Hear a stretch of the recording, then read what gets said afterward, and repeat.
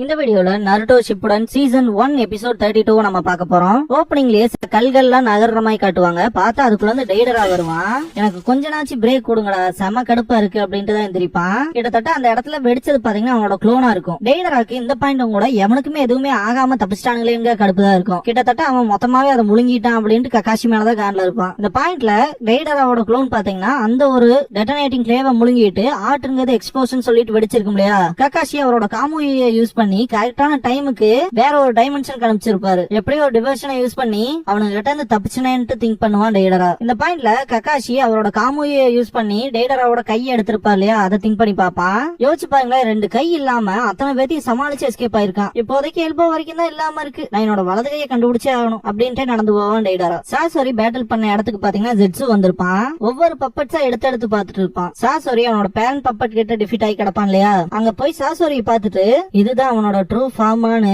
Jets think பண்ணிட்டு இருக்கும் போது நான் அதை கண்டுபிடிச்சேன் அப்படின்னு ஒரு செம்ம ஃபன்னான வாய்ஸ் கேட்கும். ஜெட்ஸு திரும்பி பார்க்கும் போது இங்க இருக்கு மிஸ்டர் ஜெட்ஸு, அதை நான் கண்டுபிடிச்சேன் அப்படின்பா. பார்த்தா அது சாசோரியோட அகாட்சுகி மெம்பர் மோதிரமா இருக்கும். எனக்கு ஆச்சரியமா இருக்கு, நான் அகாட்சுகி மெம்பர் ஆயிருவனா, இப்போ ஒரு ஓபன் ஸ்பாட் இருக்குல்ல அப்படின்னு கேட்பான். மோதிரத்தை சுண்டி விடுவான். ஜெட்ஸுவை பத்தி முக்கியமான விஷயம் சொல்லியானோ, கிட்டத்தட்ட 2 ஜெட்ஸு இருக்கும், ஒன்னு பிளாக் இன்னொன்னு ஒயிட். அதுல பிளாக் ஜெட்ஸு முட்டாள அதனால ஈஸி நினைச்சிருக்கேன்னு சொல்லும். டோபி ஒரு நல்ல பையன், அவங்ககிட்ட அப்படிலாம் பேசாத அப்படிங்க ஒயிட் ஜெட்ஸு. டோபியோட மோதிரம் பாத்தீங்கன்னா ஒரு பாறை கடையில மாட்டிக்கும். மிஸ்டர் ஜெட்ஸு ஒரே செகண்ட் இருங்க, இதோ இங்க பக்கத்தாலதான் இருக்கும் போல இருக்கு, நான் எடுத்துருவேன் அப்படின்னு சொல்லிட்டு இருக்கும்போது ஜெட்ஸு நடந்து போவான். மிஸ்டர் ஜெட்ஸு வெயிட் பண்ணுங்க, வெயிட் பண்ணு ப்ளீஸ் அப்படின்னு கத்துவான். ஓப்பனிங் சாங் முடிஞ்சதுக்கு அப்புறமா ரிட்டர்ன் ஆஃப் த காசேகாகேங்கிற இந்த எபிசோடோட டைட்டில் போட்டு ஸ்டார்ட் பண்றாங்க. பாக்கி பார்டர் நோக்கி ரொம்பவுமே வேகமா போவாரு. கிட்டத்தட்ட சாண்ட் வில்லேஜ் மொத்தமா இங்கதான் இருக்கும் காரா வராத பாக்குறக்காக. எல்லாத்தையுமே தள்ளி விட்டுட்டு பாக்கி முன்னாடி வந்து பாப்பாரு. இன்னும் எவ்வளவு நேரம் தான் ஆகும் அவங்க வரக்கு அப்படின்னு கேட்கும் போது சீக்கிரமாவே அவங்க இங்க வந்துருவாங்க அப்படின்னு ஒரு ஷினோபி சொல்லுவான். இவங்க பார்வைக்கு தெரியற இடத்துக்கு அவங்க வந்துருவாங்க. நருட்டோவும் காங்க்ரோவும் தான் சப்போர்ட்டுக்கு கூட நின்னு கூட்டிட்டு வருவாங்க. அது காரா தான் அப்படின்ட்டு பாப்பாரு பாக்கி. எல்லாத்து முகத்திலுமே சந்தோஷமும் இருக்கும், அதே மாதிரி டயர்ட்னஸும் இருக்கும். இவங்க நெருங்க திடீர்னு பார்த்தா செலிப்ரேஷன் சவுண்ட் கேட்கும். அது அப்படின்ட்டு டெமாரி பாப்பா. எல்லா மக்களுமே ஒரு திருவிழா நடந்தா அதை எப்படி கொண்டாடுவாங்களோ அந்த மாதிரி காரா வராத செலிப்ரேட் பண்ணுவாங்க. இது எங்க காசேகாகே அப்படின்ட்டு. காங்க்ரோ இது ஒரு நல்ல வெல்கம் அப்படின்பா. உண்மையாலுமே ஆசமா இருக்கு அப்படின்பா நருட்டோ. எவ்வளவு பீப்புள் இருக்காங்கன்னு பாருங்க அப்படின்பா லீ. ஒரு காசேகாகேக்கு இதன் கூட எதிர்பார்க்க முடியாம போயிருமா அப்படின்னு சொல்லி நெஜி கேட்கும். டவுட்டே இல்ல அப்படின்பா டென்டன். காரா பக்கத்துல வந்த உடனேயுமே எல்லா பீப்புளுமே அவன் பக்கத்துல வருவாங்க. நல்ல வேலை நீ சேஃபா இருக்கு அப்படின்பாரு பாக்கி. வந்த எல்லாத்துக்குமே தேங்க்ஸ் பண்ணுவாங்க காரா. நருட்டோக்கு தேங்க்ஸ் பண்ணுவார் பாக்கி. இல்ல நான் எதுவும் சொல்லிக்கிற மாதிரி பண்ணல அப்படின்னு நருட்டோ சொல்லவும் எல்லாருமே அவனதான் பாப்பாங்க. லார்ட் காசேகாகே வில்லேஜஸ் எல்லாருமே உங்களுக்காக தான் வெயிட் பண்ணிட்டு இருக்காங்க, வாங்க போலாம் அப்படின்னு பாரு பாக்கி. போலாமா அப்படின்ட்டு காங்குரோ காரா நருட்டோ முன்னாடி போகும்போது காரா வெயிட் பண்ண சொல்லுவான். எப்பவுமே இந்த மாதிரியான இடங்கள்ல ஃபர்ஸ்ட் போறவங்களுக்கான அந்த ஹானர் அப்படிங்கிற விஷயம் வந்து ரொம்பவுமே ஜாஸ்தியா இருக்கும். அந்த வகையில இறந்து போன கிராணி சியோவை பாப்பான். நீ சொல்றதும் சரிதான் அப்படின்பா டெமாரி. லீடரா வரக்கு ஒரு தகுதி வேணும்னு சொல்லுவாங்க இல்லையா, அந்த வகையில தன்னோட பிரைட பாத்தீங்கன்னா தனக்காக இறந்த சியோவுக்கு விட்டு கொடுப்பான். கிராணி சியோவோட ஆத்மா சாந்தி அடைய எல்லாருமே வேண்டும், எல்லாருமே அமைதியா இருந்து இரங்கலை தெரிவிப்போம் அப்படின்பாரு பாக்கி. லார்ட் எபிசோ கிராணி சியோவை பார்த்துட்டு அக்கா எப்படியோ வீட்டுக்கு வந்துட்டோம் அப்படின்பாரு. காங்க்ரோ வந்துட்டு என்ன உடனே கிளம்புறீங்களா, கொஞ்ச நேரம் இருந்துட்டு போக வேண்டியதானே அப்படின்பா. அவன் சொல்றதும் சரிதானே, இன்னொரு நாள் ரெஸ்ட் எடுத்துட்டு போலாமே அப்படின்னு டெமாரி கேட்கும் போது எனக்கும் அப்படி இருக்கணும்னு தோணுது அப்படின்னு நாட்ட சொல்லவும் எனக்கும் தான் அப்படின்பா சக்குரா. எங்களோட ஹொக்காகே என்னோட மாஸ்டருக்கு நான் இமிடியேட்டா ஒரு சில விஷயங்களை ரிப்போர்ட் பண்ணியாகணும் அப்படின்னு சொல்லும் போது சரி அப்படின்பா டெமாரி. அகாட்சுகி எப்ப வில்லேஜுக்குள்ளே பூந்து இவ்வளவு விஷயங்களை சாண்ட்ல பண்ணாங்களோ அப்பவே லீஃப்ல அவங்க என்ன பண்ண போறாங்கிற பயம் தான் எனக்கு இருக்கு அப்படின்பாரு கக்காஷி. எனக்கு புரியுது, நீங்க சீக்கிரம் போகணும்னு நினைக்கிறீங்க அப்படின்பாரு பாக்கி. ஆமா அதேதான் அப்படின்பாரு கக்காஷி. ஆனா இந்த கண்டிஷன்லயா அப்படின்னு கேட்கும் போது அதை பத்தி எல்லாம் கவலைப்படாதீங்க, என்னோட காம்ரேட் எனக்காக இருக்கான் அப்படின்னு கக்காஷி சொல்லவும் நான் அவனை பாத்துக்கிறேன் அப்படின்பாரு காய். பை தி வே நாங்க டக்கமாருவை வச்சு ஃபர்ஸ்ட் ரிப்போர்ட்டை சென்ட் பண்ணிட்டோம். ஆனா அந்த ரிப்போர்ட்ல அகாட்சுகி மெம்பர்ஸ் சேர்ந்த அந்த 2 பேரும் உயிரோட இருக்காங்களா இறந்துட்டாங்களாங்கிற விஷயத்தெல்லாம் நாங்க எதையுமே ரிப்போர்ட் பண்ணல, அது உங்க வில்லேஜுக்கு இன்ஃபார்ம் பண்ணணுமா அப்படின்னு கேட்பாரு பாக்கி. நான் ஹொக்காகே கிட்ட டைரக்டாவே அதை ரிப்போர்ட் பண்ணிக்கிறேன், அது போக நான் கவலைப்படுற சில விஷயங்களும் இருக்கு அப்படின்பாரு கக்காஷி. நருட்டோ ஒரு மாய் பாப்பான். டக்கமாரு லீஃப் வில்லேஜ்ல போற மாதிரி காட்டுவாங்க. சீஜுனே சுனாடே கிட்ட அதை படிச்சு காட்டுவான். இந்த ஒரு மிஷன்ல செத்தது கிராணி சியோ மட்டும்தான். காசேகாகேவை ரெக்கவர் பண்ணியாச்சு. டீம் காய் அண்ட் டீம் கக்காஷி 2 பேருமே அவங்களோட மிஷனை கம்ப்ளீட் பண்ணிட்டாங்க. 3 நாளுக்குள்ள வர மாதிரி ஷெட்யூல் போட்டிருக்காங்க அப்படின்பா. சுனாடே கொஞ்சம் ரிலீஃப் ஆவாங்க.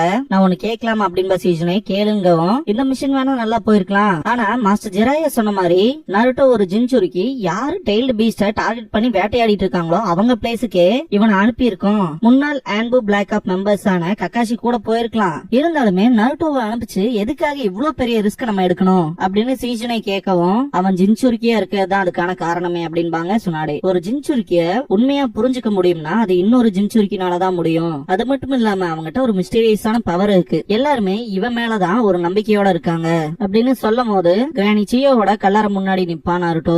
சக்குரா அதுன்னு சொல்லி கேட்கும் போது கிரானி சியோவோட கல்லறை அப்படின்பாங்க காரா. பக்கத்தால போய் பார்க்கும் போது சியோன்னு எழுதியிருக்கும். எபிசோ அந்த கல்லறை கிட்ட போயிட்டு அவளுக்கு கல்லறையில வேணான்னு சொன்னா, ஆனா ஒண்ணு இருந்தா நல்லா இருக்கும்னு தோணுச்சு. எல்லாருமே ஒன்னா கேதர் ஆகி அவளை ஞாபகம் வச்சுக்கிறதுக்கான இடம் கண்டிப்பா தேவைப்படும்னு ஃபீல் பண்ணேன் அப்படின்னு எபிசோ சொன்ன உடனே ககாஷி ஃபேர்வெல் சொல்லிட்டு வாங்க அப்படின்பாரு. எல்லாருமே கொஞ்ச நேரம் அமைதியா நிப்பாங்க.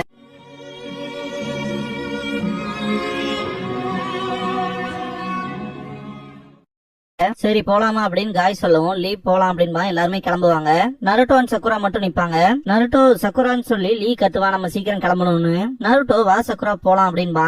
அவ கிரானி சியோவோட கல்லறை தொட்டுட்டு சியோக்கு தேங்க்ஸ் பண்ணிட்டு போவா. பார்டருக்கு போயிருவாங்க. அப்புறம் பாக்கலாம் அப்படின்பா காங்குரோ. சரி அப்படின்பா நருட்டோ. இந்த பாயிண்ட்ல நருட்டோ குட் பை சொல்ற விதமா நிறைய பேர் நார்மலாவே ஹேண்ட் ஷேக் பண்ணுவாங்க. ஆனா அத பத்தி எனக்கும் பெரிய விஷயம்லாம் தெரியாதனால அதை விட்டுருவோம்னு சொல்றக்குள்ள பாத்தீங்கன்னா காரா கை நீட்டி இருப்பான்.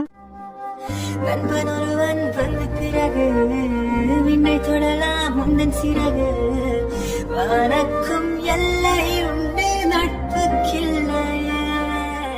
காராவோட சாண்டே நருட்டோவோட கையை லிஃப்ட் பண்ணும். ரெண்டு பேரும் கை கொடுத்துக்குவாங்க. இந்த ஒரு சீனே அவ்வளவு வார்மா இருக்கும். இதுக்கப்புறமா எல்லாம் கிளம்பி நடந்து போயிட்டு இருக்கும் போது காயன் ககாஷி மட்டும் ஸ்லோவா வருவாங்க. இத பத்தி டென்டன் கேட்கவும் கடுப்பாவாரு காய். என்னோட புது ஷரிங்கான யூஸ் பண்ணனால நான் ரொம்பவுமே எக்ஸாஸ்ட் ஆயிட்டேன்னு ககாஷி சொல்லி முடிக்கிறதுக்குள்ளேயே டென்டன் இருந்துட்டு சீக்கிரம் வாங்க அப்படின்பா. கடுப்பான காய் ககாஷியை தூக்கி எறிஞ்சிருவாரு. பார்த்தா அவரோட பேக் முன்னாடி அவர் போட்டுக்கிட்டு ககாஷியே உப்பு மூட்டை தூக்கி இருப்பாரு. இங்க என்னதான் நடக்குதுன்னு திரும்பி பார்த்து எல்லாருமே ஷாக் ஆவாங்க. நருட்டோல அது கொஞ்சம் அசிங்கமா இருக்கே அப்படின்னு திங்க் பண்ணுவான். வயசானவங்க உப்பு மூட்டை தூக்கி விளையாண்டு இருக்காங்க வேற அப்படின்பா சக்குரா. இத பாக்குற எல்லாத்துக்குமே கொஞ்சம் வினோதமா தான் இருக்கும். லீ மட்டும் இத ஒரு ட்ரைனிங் அப்படின்ட்டு பாப்பான். முடிஞ்சா இப்ப என்ன விட வேகமா போய் காட்டுங்கடா பாக்கலான்ட்டு காய் ஓடுவாரு. மொமெண்ட்ல இருக்கும் போது இன்னும் வினோதமா இருக்கேன்ட்டு பாப்பா சக்குரா. லீ நெஜியை கூப்பிடுவான் உப்பு மூட்டை தூக்கிட்டு ஓடுறதுக்கு. முடியவே முடியாது லீ அப்படின்றவா நெஜி. இதுக்கப்புறமா ஜெட்சு அண்ட் டோபி சைட் காட்டுவாங்க.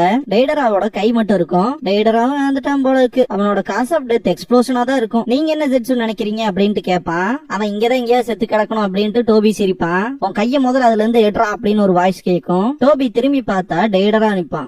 அவன் உயிரோட இருக்கான் அப்படின்னு கத்துவான். ஜெட்சு ஜின்சுரிக்கு என்ன பண்ணின்னு சொல்லி கேட்கும் போது என்னோட பார்ட் ஆஃப் ஜாப் முடிஞ்சிருச்சு வேற எதுவும் கேட்காது அப்படின்றான் டெய்டரா. ஓ அத உங்களால செய்ய முடியலையா டெய்டரா? நீங்க ஓகே தானே? பார்த்தா அப்படி தெரியல அப்படின்ட்டு டோபி பேசும்போது டெய்டரா டோபி புத்தாவுக்கே ஒரு 3 தடவைக்கு மேல இன்சல்ட் பண்றதா லிமிட் அப்படின்னு சொல்லுவான். மறுபடியும் இன்னொன்னு ஏதாவது பேசணும்னு நினைச்ச அப்புறம் உன்னோட காசு ஆஃப் டெத் நான் தான் டிசைட் பண்ண வேண்டியது வரும் அப்படின்பா. டவுட்டே இல்ல எக்ஸ்ப்ளோஷன் யூஸ் பண்ணி தானே கொள்ளுவீங்க அப்படின்பா டோபி. ஜெட்சு இதோட 3வது அப்படின்பா. டெத் ஃப்ரம் சஃபகேஷன் அப்படின்ட்டு டெய்டராக்கு கை இல்லையா அதனால காலை யூஸ் பண்ணி அவன் கழுத்தை நெரிப்பான். லீஃப் வில்லேஜ்ல ஒரு வேடான பர்சனை காட்டுவாங்க. இவன் பேரு பாத்தீங்கன்னா டான்சோ. டீம் ககாஷில இப்ப பாத்தீங்கன்னா ககாஷிக்கு கீழே 2 பியூப்பிள் தான் இருக்காங்க. அந்த வகையில 3வது ஒன்னு ஆட் பண்றதுக்காக நான் பேசி வச்சிருக்கேன். நருட்டோ உசுமாக்கியோட ஈக்குவலேஜ்ல இருக்க. அதுன்னு மட்டும் இல்லாம இந்த ஜெனரேஷன்ல இருக்க பீப்புள் எல்லாத்த விட நீ ஸ்ட்ராங்கா இருக்க. எல்லாத்த விட முக்கியமா உன்னோட சூப்பர் டேலண்டான பெயிண்டிங் மேல நான் அட்மையர் ஆயிட்டேன். இன்னையில இருந்து நான் கொடுத்த மிஷன் முடிய வரைக்கும் உன்னோட பேரு சாய் அப்படின்பா. சாயா சரி அப்படின்ட்டு சிரிப்பான். உன் போலித்தனமான சிரிப்பா இதுக்கப்புறம் என் கண்ணு முன்னாடி பண்ணிராத அப்படின்னு டான்சர் சொல்லவும் மன்னிப்பு கேட்பான். ஸ்மைல் பண்றது மூலமா நம்ம பீப்புள வின் பண்ணலாம் ஈஸியா அப்படிங்கிற விஷயத்த டெக்ஸ்ட் புக்ல படிச்சான். ஆனா ஃபேஷியல் எக்ஸ்பிரஷனை கிரியேட் பண்றதுங்கிறது இப்ப வரைக்குமே டிஃபிகல்ட்டா இருக்கு அப்படின்பா சாய். இதோட ஃபர்ஸ்ட் ஆர்க்கான காசேகாகே ரெஸ்கியூ மிஷன் ஆர்க் முடியுது. அதோட சீசன் 1 முடியுது.